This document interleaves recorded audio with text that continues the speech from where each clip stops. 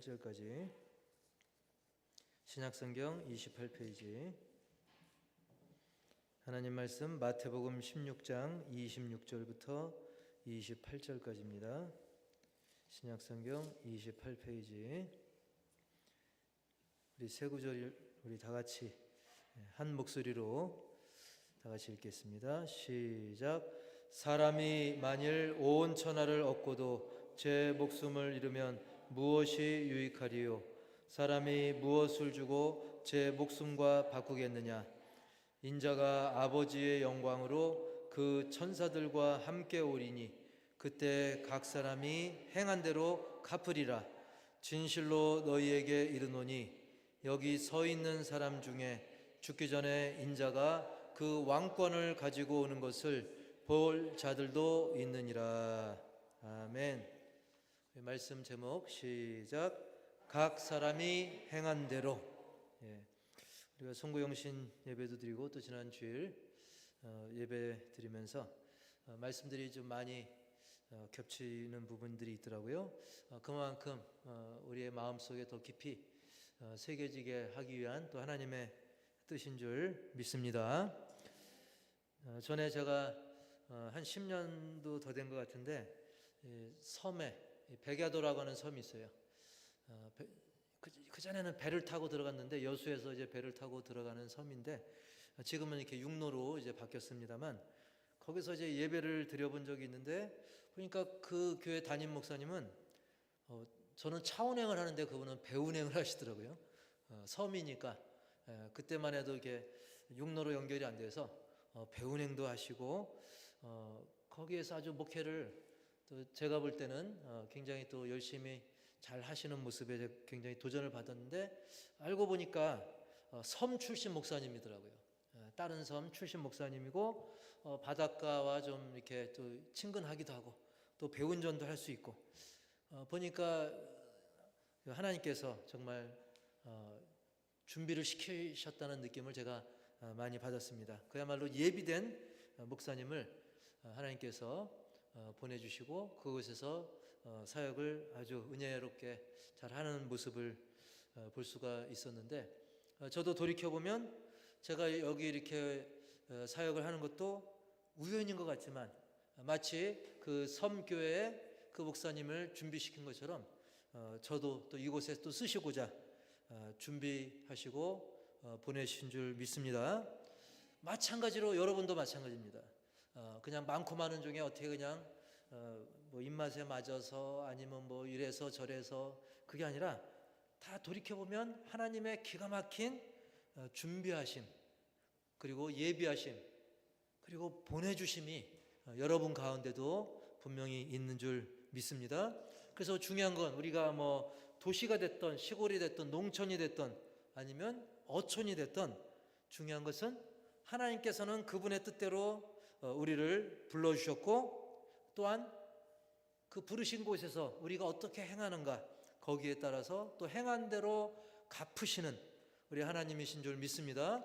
그래서 우리가 과연 몇 달란트를 가졌는가 또는 능력이나 재능, 외모가 출중한가 그게 문제가 아니고 그저 내가 처한 그런 상황에서 즉 남 비교할 것 없이 남 얘기할 것 없이 각 사람이 행한 대로 갚아주시는 그런 우리 하나님이신 것을 믿으시기 바랍니다.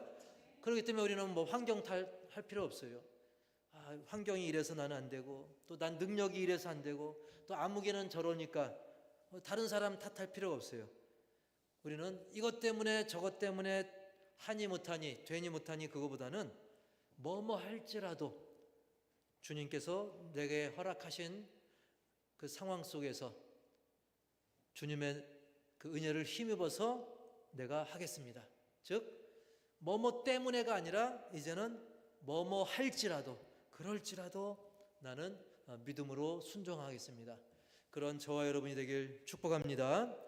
오늘 말씀에서 예수님께서는 우선순위에 대해서 말씀을 해주셨는데 우선 우리가 살면서 이 목숨이 제일 소중하지 않습니까? 목숨이 굉장히 우선되죠. 그래서 예수님도 그걸 말씀하십니다. 목숨의 소중함을 마태복음 16장 26절 시작. 제 목숨을 잃으면 무엇이 유익하리요? 사람이 무엇을 주고 제 목숨과 바꾸겠느냐?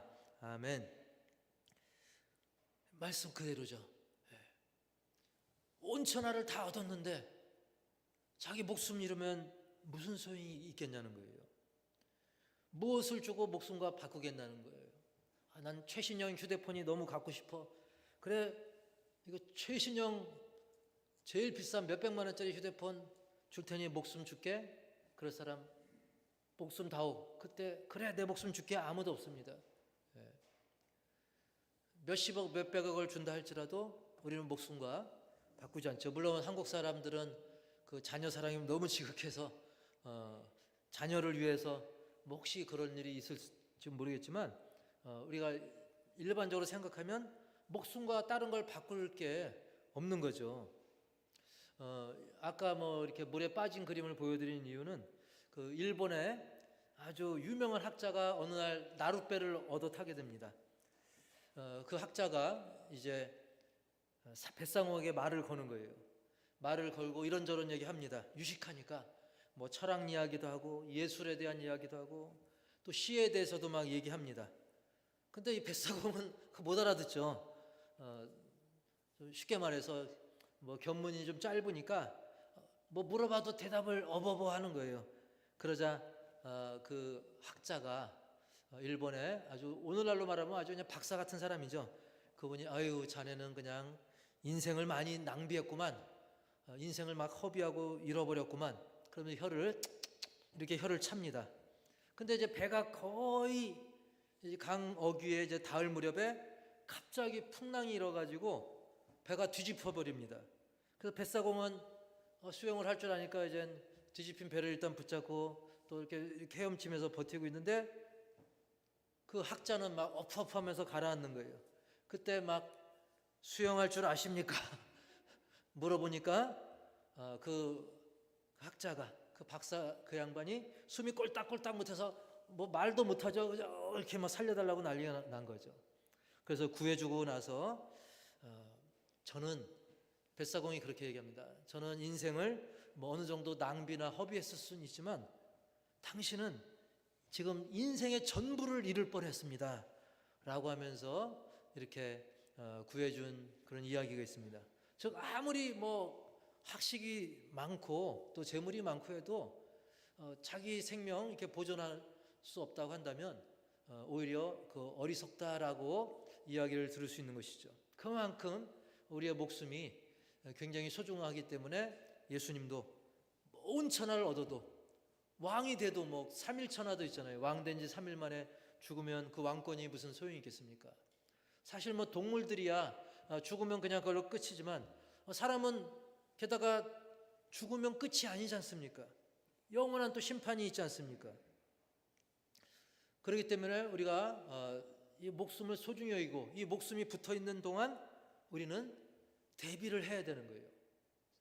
죽으면 끝이 아니고 그 이후에 하나님의 심판이 있기 때문에 그 영원한 심판이 있기 때문에 우리는 이 살아있는 목숨, 나의 생명을 소중히 여기면서 내 목숨이 붙어있는 동안에 바로 영원한 삶을 대비하고 준비해야 되는 거죠. 그 심판의 결정은 하나님이 하시는데 무엇을 가지고 하나님이 판단하시냐? 바로 우리가 살아있는 동안에 했던 말, 했던 행실 거기에 달려있는 것입니다. 따라서 우리는 목숨이 붙어있는 동안에 심판에 대비할 수 있는 것이죠. 그래서 이 천국에 대해서 영원한 삶에 대해서 우리는 목숨 붙어있는 동안 최선을 다해 준비해야 될 줄 믿습니다. 그리고 내 목숨만 소중한 게 아니죠.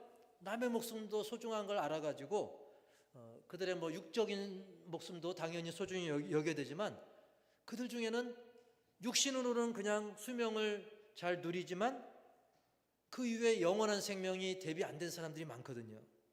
즉 이 세상에서 어떤 수명을 누리는데 이 세상에서의 목숨 부지하는데 정신이 팔려가지고 영원한 수명, 영생이 있음을 모르고 헤매는 영혼들이 많고 헤매기는커녕 아예 무관심해버리는 영혼들이 많기 때문에 그들을 깨우쳐서 알게 해야 될 사명이 저와 여러분에게 있는 것을 깊이 새기시기 바랍니다.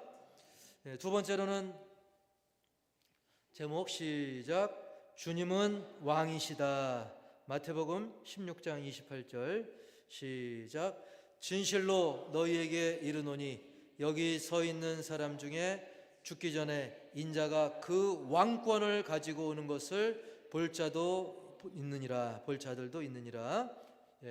자, 예수님께서는 그리스도, 즉 기름 부음, 제가 말씀드렸죠. 왕, 제사장, 선지자에게 기름을 부었기 때문에 예수님은 그냥 왕이 아니라 만왕의 왕으로 기름 부음 받으신 분이 우리 예수 그리스도십니다. 물론 예수님은 어떻게 보면 왕답지 않은 그런 모습도 많이 보이셨습니다. 굉장히 이건 뭐 왕은커녕 어디 뭐 부잣집 아들도 안 되는, 부잣집 도련님 정도도 안 되는 그런 모습, 너무나 초라한 모습, 즉 구유에 누유시고, 구유가 뭡니까?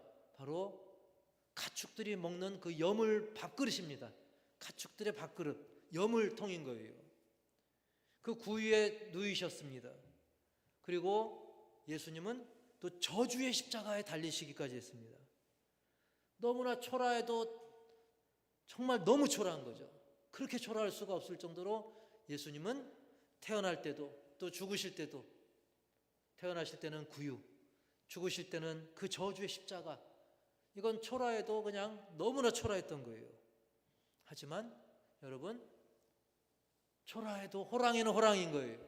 초라해도 사자는 사자인 거예요. 그처럼 아무리 초라해도 왕은 왕인 줄 믿습니다. 그래서 왕이신 예수님은 그 어떤 순간이라도 왕이 아닌 때가 없었어요. 채찍 맞을 때도 왕이셨어요.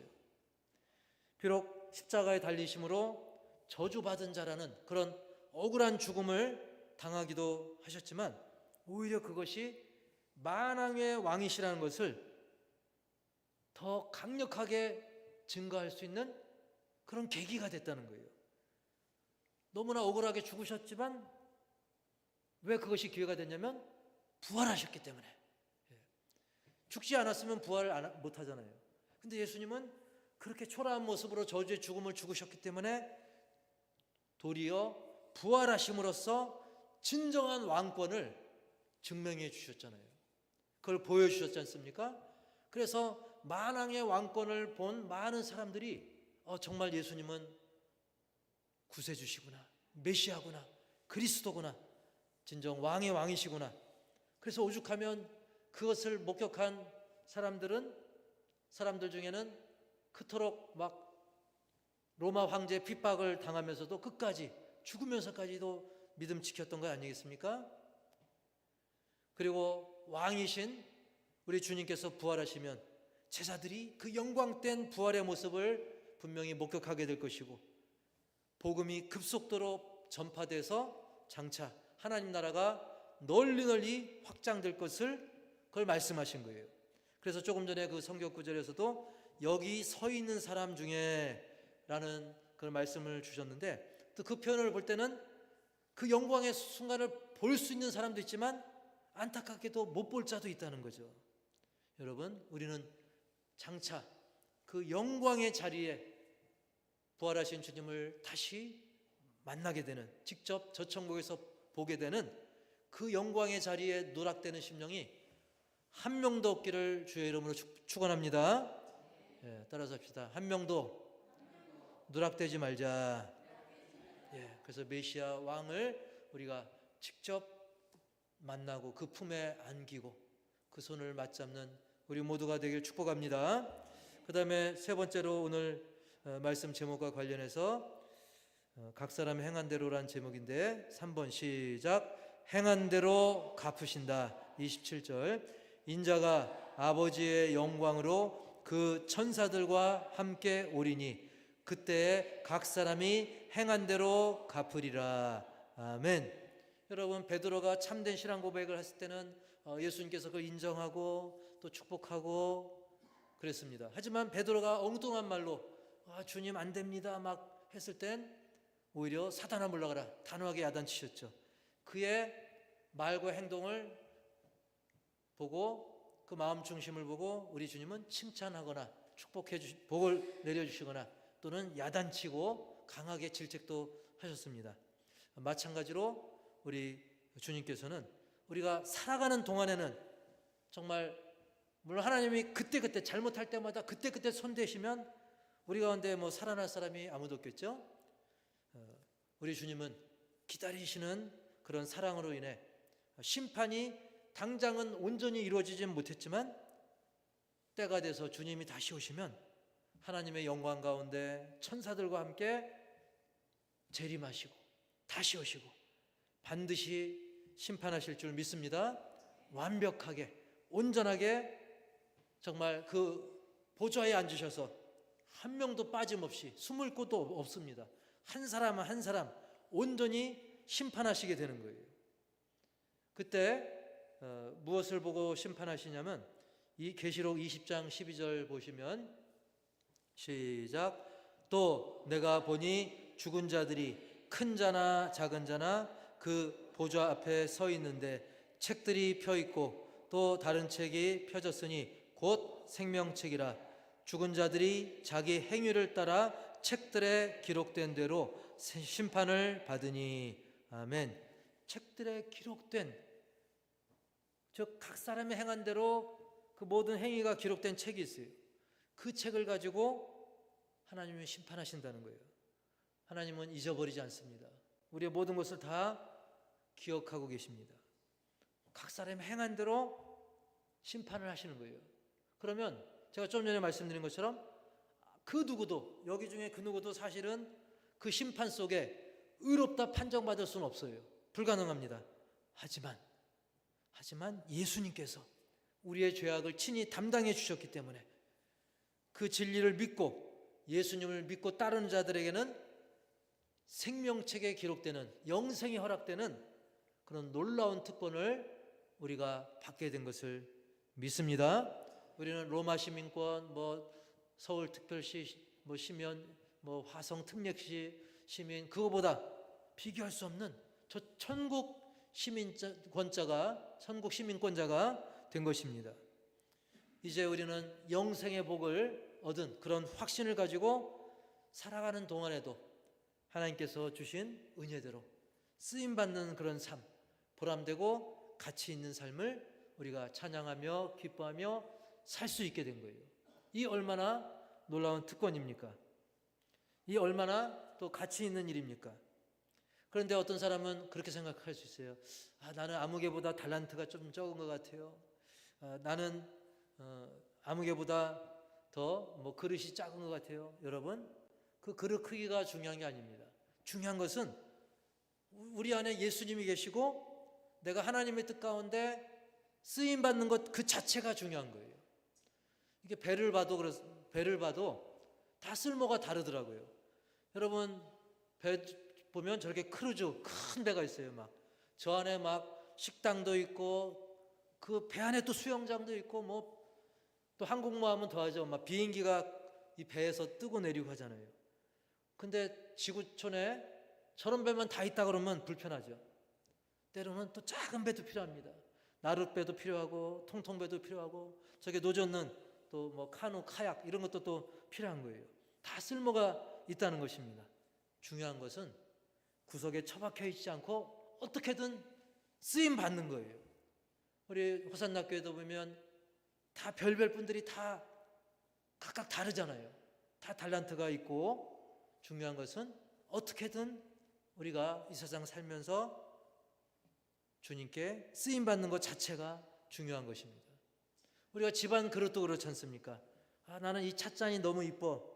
이 찻잔이 너무 이뻐. 그래서 집에 모든 그릇 다 치우고 이 찻잔만 다 있다고 생각해 봅시다. 밥도 여기다 먹고 국도 여기다 먹고 그러면 안 되겠죠. 이 그릇이 다 골고루 필요하고 요만한 간장 종지 같은 것도 필요한 거예요. 때로 좀 약간 쇠로 된 거 그런 건 또 그런 것대로 또 필요해요. 쇠 그릇도 필요하고 녹 그릇도 있으면 좋고 또 양은 냄비도 있으면 또 거기에 따라 또 옛날 추억 생각하면서 라면도 끓여 먹고 각각 다른 것입니다. 중요한 것은 이 그릇을 만드는 것은 토기장이 아닙니까? 토기장이. 그래서 우리 하나님께서 토기장이가 돼서 우리를 지금 이곳에 알맞게 우리를 만드시고 이곳에 보내주신 거예요. 그럼 우리가 믿음과 감사로 쓰임받으면 그게 좋은 그릇입니다. 쓰지도 않고 그냥 처박아 두면 먼지만 쌓이면 그거는 좋은 그릇이 아니죠.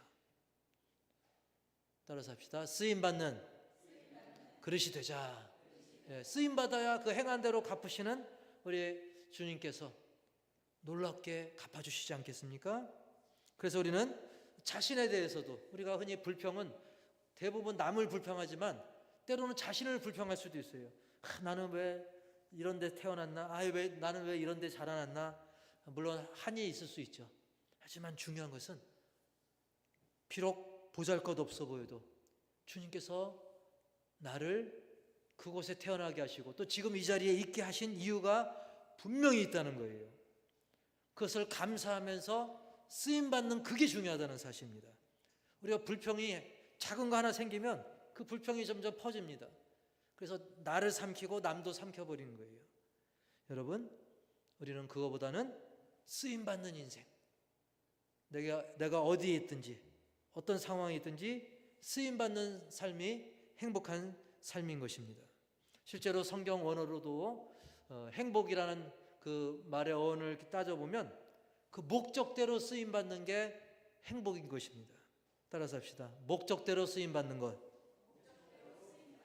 우리가 그냥 편하게 그냥 딩가딩가 지나는 게 행복이 아니라 하나님이 나를 이 땅에 보내시고 또 우리 호산나교회 보내주시고 여러분 가정에 보내주시고 여러분의 삶의 현장에 보내주신 그 목적대로 온전히 쓰임받을 때 그게 행복한 삶이고 하나님께서는 우리의 행한 대로 갚아주시는데 그렇게 쓰임받으면서 또 거기에 하나님께서 행한 대로 갚아주시기까지 하시니 얼마나 감사하고 더 행복한 일인 것이겠습니까? 그래서 우리 모두가 하나님의 은혜 가운데 행복하게 쓰임받아야 될 줄 믿습니다. 따라서 해볼까요? 나는 내가 좋다. 나는 내가 참 좋다. 어떤 분은 주저할 수 있어요. 나는 내가 생각해도 내가 안 좋은 것 같아. 근데 그렇지 않습니다.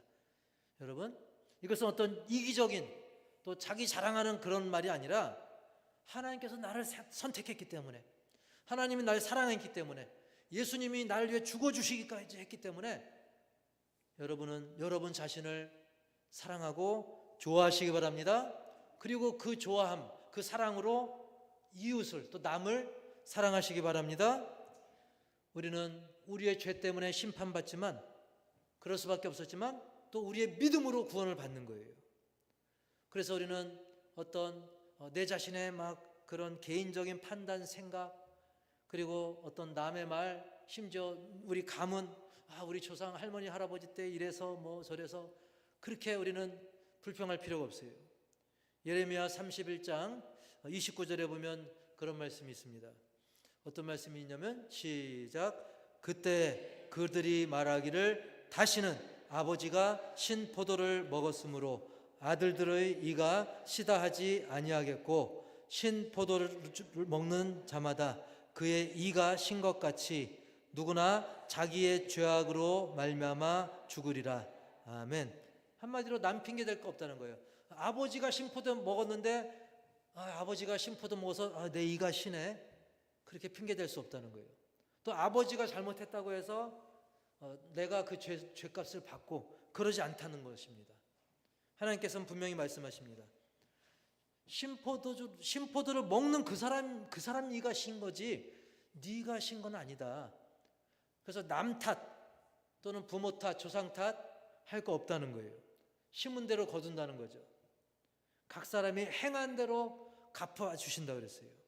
그래서 우리는 이 탓, 저 탓, 교회 탓, 또 조상 탓 그런 거 다 내려놓고 오직 하나님의 은혜를 사모하면서 내가 행한 대로 갚으시는 그 하나님을 우리가 경외하면서 동시에 그 하나님께 더 간절한 기대와 소망을 따라 기도하며 온전히 실천하는 우리 모두가 다 되기를 주님의 이름으로 간절히 축복합니다.